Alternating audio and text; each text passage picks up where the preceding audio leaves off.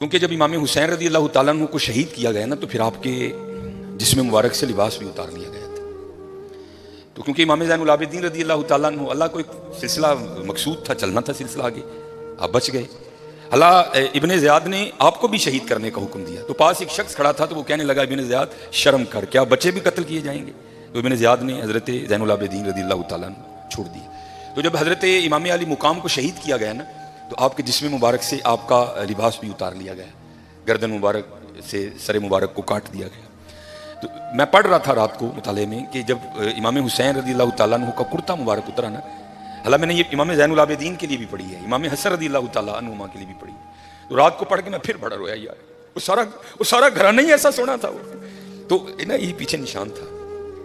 تو آپس میں وہ یزیدی سپاہی باتیں کرنے لگ گئے، بھائی یہ تو شہزادے ہیں، تو یہ ان کے پیچھے نشان کیا ہے؟ تو کہتے پھر روتے ہوئے امام زین العابدین رضی اللہ تعالیٰ عنہ نے جواب دیا، یہ نشان ان بوریوں کے ہیں جو میرے بابا رات کے اندھیرے میں اپنے کندھے پہ اٹھا کے یتیموں کے گھروں میں چھوڑنے جایا کرتے تھے. امام زین العابدین کے لیے بھی پڑھی، امام حسن کے لیے. بڑا یار سارا گھرانہ اتنا سخی تھا، اتنا لجپال گھرانہ تھا سارا. ہم سخی نہیں ہیں، بڑے کنجوس لوگ ہیں حضرت.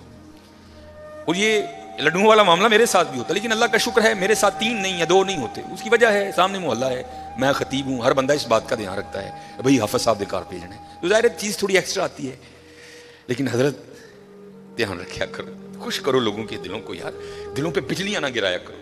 نہ بانٹو اپنے بیٹے کی مٹھائی، منگنے کی کوئی نہیں ہے، کچھ بھی نہیں ہوگا حضرت، لیکن یار یہ 2 لڈو نہ دو یار، 2 لڈو نہ دو. کسی کے لیے کوئی چیز کوئی اہمیت نہیں رکھتی، لیکن کوئی ہوتا ہے اس کے لیے وہ چیز بہت کچھ ہوتی ہے حضرت.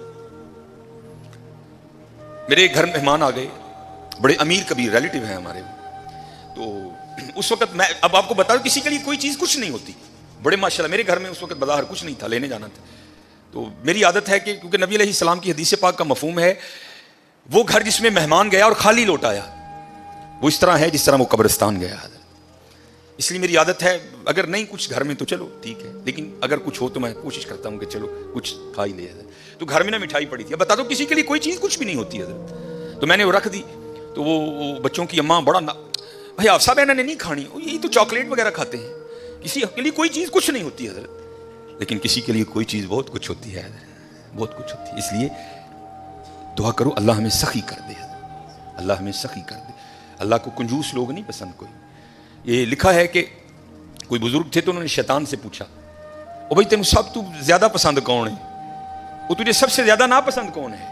تو شیطان ان بزرگوں کو جواب کیا دیتا ہے؟ وہ کہتا ہے مجھے سب سے زیادہ کنجوس عبادت گزار پسند ہے، نمازیں پڑھ رہا ہے، حج کر رہا ہے، عمرے کر رہا ہے، اس کی پیشانی پہ وہ سجود کے داغ بھی پڑ چکے ہیں، لیکن جانا اس نے اپنی کنجوسی کی وجہ سے دوزخ میں ہے. اس نے پوچھا سب سے زیادہ پسند، اس نے کہا یہ کنجوس ہے. اس نے کہا سب سے زیادہ ناپسند کون ہے؟ اس نے کہا سخی. غلطیاں بھی ہیں، کوتاہیاں بھی ہیں، لیکن جانا اس نے اپنی سخاوت کی وجہ سے جنت ہی میں ہے. سخی بن جاؤ. اور جب اقبال نے بھی لکھا نا حضرت عثمانی غنی رضی اللہ، تو امت کے حال کو دیکھ کے اقبال بھی رویا ہوگا. تو پھر اقبال دیکھ کے لکھتا کیا ہے؟ اقبال لکھتے ہیں نہ حیدری فقر ہے مولا علی فقیری. حضرت